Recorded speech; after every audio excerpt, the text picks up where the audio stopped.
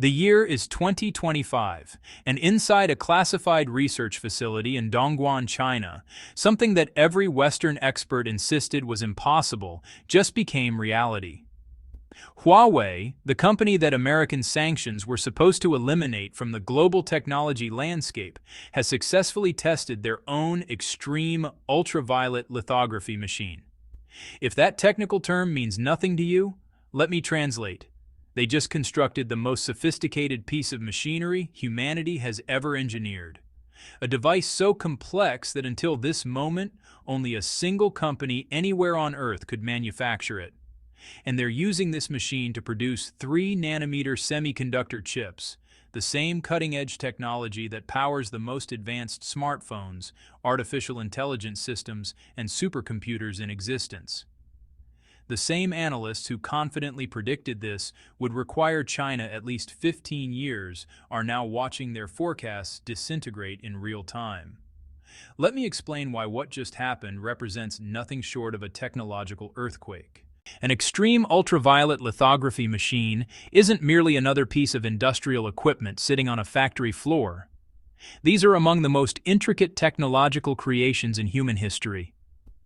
Each machine costs upward of $350 million, more expensive than a Boeing 787 Dreamliner jetliner. Transporting a single unit requires 40 shipping containers.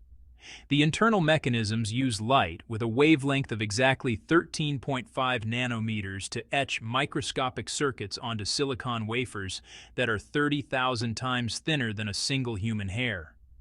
For decades, only ASML, a Dutch technology company, possessed the knowledge, expertise, and manufacturing capability to build these extraordinary machines. They maintained an absolute monopoly, zero competition, complete dominance. When the United States government pressured the Netherlands to halt all sales of these machines to China in 2019, virtually everyone in the semiconductor industry concluded that China's ambitions to produce advanced chips were permanently finished. Here's what actually happened instead. In 2019, the Trump administration imposed comprehensive sanctions on Huawei, severing the company from American technology and access to advanced chip-making equipment. ASML, responding to intense diplomatic pressure, stopped all shipments of EUV machines to Chinese customers. Huawei's chip-making partner, SMIC, which stands for Semiconductor Manufacturing International Corporation, found itself trapped using older deep ultraviolet, or DUV, technology, which maxes out at producing 7-nanometer chips at best. The sanctions appeared to function exactly as intended. China's pathway to cutting-edge semiconductor technology was completely blockaded. Western analysts, semiconductor industry experts, and government policymakers universally agreed. This was game over for China's chip ambitions. The technological gap was too vast, the expertise too specialized, the manufacturing too complex. But rather than surrendering, China shifted into what can only be described as full wartime mobilization mode. They channeled billions upon billions of dollars into research and development programs. President Xi Jinping elevated semiconductor independence to the level of national security priority, ranking it alongside food security and energy independence as matters of existential importance. Universities, private technology companies, and state-owned enterprises were coordinated into a massive, orchestrated campaign toward complete technological self-reliance. And now, in 2025, we're witnessing the results of that extraordinary national effort. Huawei didn't attempt to simply copy ASML's existing approach. Instead, they invented something fundamentally different, a technology called laser-induced discharge plasma, or LDP. While ASML's machines use laser-produced plasma that bombards tin droplets with extraordinarily powerful lasers, Huawei's LDP methodology vaporizes tin positioned between electrodes and subjects it to high-voltage electrical discharge. This process generates plasma that emits the exact same 13.5 nanometer wavelength of extreme ultraviolet light necessary for advanced chip manufacturing, but achieves it through an entirely different physical mechanism. And here's what makes this development potentially revolutionary. The system is reportedly simpler in design, smaller in physical footprint, and potentially far less expensive to manufacture than ASML's enormous machines. This LDP-based EUV system is already undergoing testing at Huawei's Dongguan research facility. A Chinese company rumored to be the nation's lithography champion filed patents for this technology back in 2023, and now those theoretical designs are transforming into functioning hardware.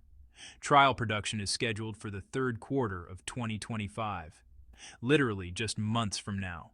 Mass production is targeting 2026 as the launch year. If this technology performs as claimed, China could potentially flood global markets with domestically produced 3-nanometer chips, completely shattering the sanctions framework that was supposedly going to contain their technological advancement for the next decade. But this breakthrough extends far beyond Huawei alone. SMIC, China's premier semiconductor foundry, is deeply involved in this effort as well. Together, these companies aren't merely trying to catch up with Western technology. They're attempting to leapfrog it entirely through fundamentally different approaches. A report from the South China Morning Post highlighted that a research team in Harbin achieved a breakthrough in EUV light source technology, also reaching that critical 13.5 nanometer wavelength threshold. Meanwhile, the Shanghai Institute of Optics and Fine Mechanics, led by prominent researcher Li Ruan, developed an extreme ultraviolet light source platform with power output and operational stability that specialists describe as internationally competitive. Multiple research teams scattered across China have simultaneously achieved breakthroughs in different aspects of EUV technology, including light sources, optical systems, and complete lithography platforms. This coordination strongly suggests a carefully orchestrated national strategy rather than isolated independent research efforts happening by coincidence. Now let me explain why achieving 3-nanometer manufacturing capability matters so profoundly. Smaller chip manufacturing nodes mean exponentially greater computing power combined with dramatically reduced energy consumption. A 3-nanometer chip can pack nearly twice as many transistors into the identical physical space as a 7-nanometer chip. This translates to massive increases in processing power while simultaneously reducing energy consumption by up to 30%. The practical implications are staggering. Your next smartphone could run sophisticated artificial intelligence models directly on the device itself without needing cloud connectivity. Autonomous vehicles could process enormous volumes of sensor data in real time, enabling genuinely self-driving capabilities. Quantum computing research could receive a tremendous acceleration in processing power. The West's technological lead in advanced semiconductor manufacturing has fueled everything from NVIDIA's dominance in artificial intelligence computing to Apple's iPhone empire to America's military technology advantage. If China cracks 3-nanometer production domestically and at scale, they're not just joining the competition. They could completely rewrite the fundamental rules governing global technology. And the evidence increasingly suggests they're already making serious, measurable progress toward that goal. Back in 2023, when Huawei released smartphones powered by 7-nanometer chips, despite facing comprehensive international sanctions, Western analysts were absolutely stunned. Those chips were manufactured by SMIC, using advanced deep ultraviolet techniques and innovative manufacturing processes, demonstrating that China had discovered workarounds to technological barriers everyone assumed were completely insurmountable. Then, in February 2025, Huawei's founder personally told President Xi Jinping that chip shortages affecting the company were beginning to ease. This statement, delivered from Huawei's leadership directly to China's president, signaled growing confidence in their domestic chip production capabilities. Even more revealing, NVIDIA, the world's leading manufacturer of AI chips, started warning its own investors about Huawei's rapid gains in artificial intelligence chip technology. When NVIDIA publicly acknowledges a Chinese competitor's progress, that validates the severity of the competitive threat they represent. In fact, NVIDIA's market capitalization dropped by $127 billion in a single trading day after Huawei announced their Ascend 910C AI chip, which reportedly matches the computational performance of NVIDIA's flagship H100 processor. ASML's CEO stated in December 2024 that China remained 10 to 15 years behind without access to EUV technology. Well, that technological gap is closing at a velocity nobody predicted or prepared for. But let's be completely honest about the significant challenges China still faces. They remain years behind in terms of manufacturing scale and production efficiency. ASML's complete ecosystem took 2 decades to perfect through continuous refinement and improvement. Huawei's LDP technology shows tremendous promise, but it remains unproven at commercial manufacturing scale. Current production yields are estimated around 20 to 30%, far below the 70% minimum typically required for commercial viability, and nowhere near ASML's machines that routinely achieve yields exceeding 90%. Trial production glitches could easily delay mass manufacturing timelines by months or even years. And even if they succeed technically, initial yields will likely lag significantly behind TSMC's highly polished and optimized manufacturing processes. Manufacturing semiconductor equipment that functions in a laboratory environment differs vastly from achieving reliable, consistent mass production at commercial scale. These are real obstacles, but they're obstacles China has shown increasing capability to overcome through sustained investment and focused national effort. But while everyone's attention focused on lithography breakthroughs, something equally revolutionary was happening in a completely different direction. A research team at Peking University published findings in Nature Electronics that made every chip engineer in Silicon Valley stop their work and stare at their computer screens in complete disbelief. They constructed an analog computing chip using resistive random access memory that processes certain calculations 1,000 times faster than NVIDIA's H100 GPU, while consuming 100 times less electrical power. And here's the part that should terrify Western policymakers. They built this chip using older 7-nanometer manufacturing technology that the United States never bothered sanctioning because everyone assumed it was too primitive to pose any competitive threat. Jensen Huang saw this transformation coming. At the Financial Times AI Summit in London just weeks ago, the CEO of NVIDIA, the man who built a $3 trillion empire selling GPUs to power artificial intelligence, stood on stage and said something nobody expected to hear from him. He said, "China is going to win the AI race, not might win, not could potentially win, will win." When the person who literally provides the computational hardware powering almost every major AI model tells you his own technology is approaching obsolescence, you need to pay very careful attention. Let me explain what just happened, because this development changes everything about how we think about computing itself. For the past 100 years, we've been approaching computation in a fundamentally inefficient way. Every computer you've ever used, every smartphone, gaming console, laptop, or massive data center running ChatGPT operates on digital computing principles. Information gets broken down into ones and zeros, binary bits that exist in only 2 states, on or off. Your processor performs calculations in one physical location, while your data sits stored in memory somewhere else entirely. Every single computational operation requires data to travel back and forth between these 2 separate locations. This architectural limitation is called the von Neumann bottleneck, and it's why your laptop overheats during intensive tasks, and why training a large AI model can consume more electricity than a small city uses in an entire month. Before digital computing achieved complete dominance, engineers experimented extensively with analog computers. Instead of ones and zeros, analog machines used continuous electrical signals that could represent infinite values between fully on and fully off. Think of a dimmer switch rather than a simple on-off light switch. For certain types of mathematical operations, especially those involved in modeling real-world physics, analog computers were actually faster than early digital machines, but they had one fatal flaw that ultimately killed the technology. They couldn't maintain precision over time. Electrical noise, temperature fluctuations, and signal drift meant that calculations starting out accurate would gradually degrade into meaningless garbage. Digital computing won the technological battle because it was stable, predictable, and utterly reliable. A transistor either conducts electricity or it doesn't. No ambiguity, no drift, no degradation.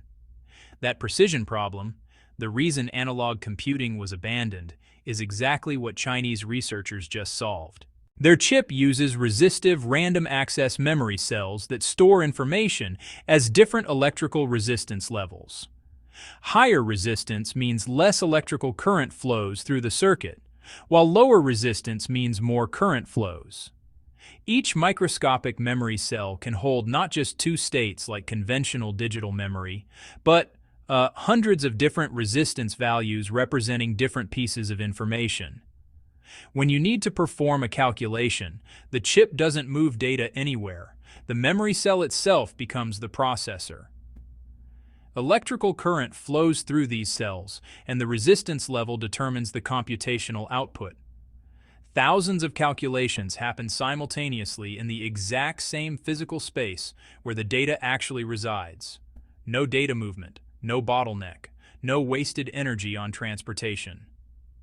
The Peking University team achieved what they describe as 5 orders of magnitude improvement in analog precision compared to previous attempts. That's, 100,000 times more accurate than any analog computer ever constructed. They tested it on matrix equation solving, the fundamental mathematical operation underlying neural network training. The results are genuinely staggering. 1,000 times the computational throughput of an NVIDIA H100. 100 times better energy efficiency. An accuracy equal to 24-bit fixed-point digital systems, meaning it's just as precise as conventional digital chips for practical applications. This isn't purely theoretical laboratory science that might work someday. They manufactured this chip using commercial production processes that exist right now in Chinese semiconductor fabrication facilities. Here's where the geopolitical implications become absolutely fascinating. Since 2022, the United States has systematically blocked China from purchasing advanced GPUs. No H100s allowed. No A100s. Complete technological embargo. The entire strategic framework was constructed on one fundamental assumption. Without access to cutting-edge American chips, China couldn't possibly keep pace in the artificial intelligence race. But sanctions have a peculiar way of producing unintended consequences. When you cut someone off from existing technology, you don't make them surrender and give up. You force them to innovate around your restrictions. Look at what happened with Huawei as the perfect example. The U.S. government placed them on the entity list in 2019, completely severing access to American suppliers and technology. Everyone predicted the company would inevitably collapse within months. Instead, Huawei developed their own operating system to replace Android. They manufactured their own processors to replace American chips, and actually, they increased their global market share in telecommunications infrastructure. The identical pattern is playing out right now, but at a dramatically larger scale affecting the entire Chinese technology sector. While American companies invested billions refining digital GPU architecture, making transistors progressively smaller and clock speeds incrementally faster, Chinese researchers asked an entirely different question. What if we don't need digital chips at all? What if the entire paradigm is wrong? Energy consumption is honestly the real battlefield determining who wins the AI race. Training GPT-4 required computational power equivalent to running thousands of high-end gaming PCs continuously for months on end. The electricity costs alone ran into millions of dollars. NVIDIA's latest generation GPUs, consume 700 watts of power each and require massive, expensive cooling systems just to prevent overheating. American data centers are already straining electrical grid infrastructure in states like Virginia and Texas, causing utility companies to scramble to build additional power generation capacity. Now, China analyzed this fundamental problem and realized something crucial. Whoever can perform AI computation most energy efficiently wins the race, not whoever builds the most powerful individual chip. An analog chip that delivers comparable performance while consuming 7 watts instead of 700 watts doesn't just save operational costs. It fundamentally transforms what becomes technologically possible. China possesses structural advantages in this competition that almost nobody discusses publicly. Their government provides substantial electricity subsidies to technology companies, potentially cutting power costs by 50% or more compared to commercial rates. They're constructing AI-ready power infrastructure specifically engineered for high-performance computing applications. Individual provinces actively compete to offer the most attractive terms to attract technology investment.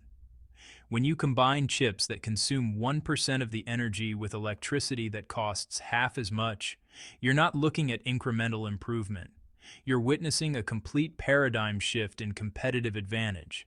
The practical applications are already becoming obvious to industry insiders. Next-generation 6G wireless networks will need to process signals from hundreds of antennas simultaneously in real time. Current digital processors just can't keep up with the mathematical complexity. Analog chips can handle massive parallel signal processing while using minimal electrical power. Training the next generation of AI models could take days instead of months, dramatically accelerating the pace of innovation. Smartphones could run sophisticated AI locally without requiring cloud connections, which means dramatically better privacy protection and zero latency delays. Military drones could fly significantly longer missions and process battlefield intelligence faster because low-power chips translate directly to extended battery life and greater capability packaged in smaller physical spaces. Right now, Silicon Valley has absolutely no response to this challenge. NVIDIA's technology roadmap consists of more digital GPUs with more transistors consuming more power. Intel is struggling desperately to manufacture chips at advanced nodes and falling further behind. AMD is playing catch-up. Nobody in America has a major program developing analog computing at meaningful scale. Chinese researchers are already developing the next generation of these chips with larger memory arrays, superior calibration systems, and enhanced precision levels. They're targeting deployment in telecommunications infrastructure first, then AI training data centers, then defense and military applications. The timeline isn't vague promises about someday in the future. It's 2 to 3 years maximum. Since December 1st, China has implemented a strategic regulatory framework that could fundamentally redefine the global semiconductor industry's power structure. New regulations on rare earth elements require that any lithography equipment containing at least 0.1% of these Chinese-origin materials must obtain an explicit export license from Beijing. Additionally, exports of machinery and essential materials for advanced chip manufacturing, including logic semiconductors of 14 nanometers or smaller, are now subject to case-by-case approval systems. This regulatory move accomplishes two things simultaneously. It ensures China maintains control over its strategic resources, and it directly impacts Dutch companies dominating the semiconductor equipment sector, particularly ASML, the world leader in lithography machines. The geopolitical context traces directly back to the Netherlands' intervention in Nexperia, a Chinese semiconductor company, on September 30th. Without prior warning or legal process, Amsterdam authorities removed Nexperia's Chinese CEO and transferred 99% of the company's shares to an independent trust structure.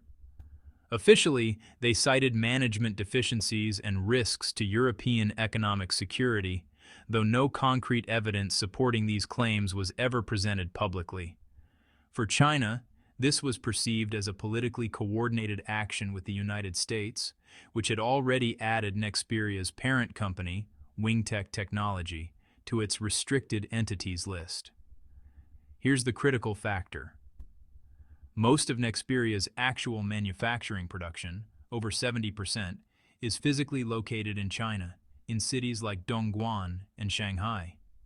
Following the Dutch government's intervention, Beijing retaliated swiftly by blocking exports of power semiconductors and other essential products to European customers.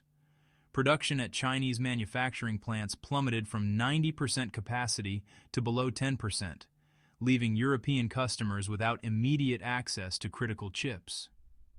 The industrial impact was immediate and severe. In Germany, Volkswagen and BMW factories were forced to slow production dramatically, incurring millions in daily losses while delivery times for high-end vehicle models doubled. Within just 2 weeks, Europe lost over $3.5 billion in production value, while thousands of workers faced temporary layoffs or significantly reduced working hours. This episode brutally exposed the vulnerability of European industry, resulting from dependence on critical foreign suppliers like Nexperia. The most direct strategic blow hit ASML itself. Dutch lithography machines used to produce the world's most advanced chips rely heavily on Chinese rare earth elements. Essential components, including ultrafine cerium lenses, permanent magnets, and magnetic levitation systems, have no viable alternatives available outside China's production capacity. Attempts to replace these materials with substitutes increased manufacturing costs by 40%, while reducing performance by 30%. Completely unacceptable margins for cutting-edge technology. This reality highlighted the Netherlands' critical dependence on Chinese strategic minerals that, honestly, nobody had seriously considered before.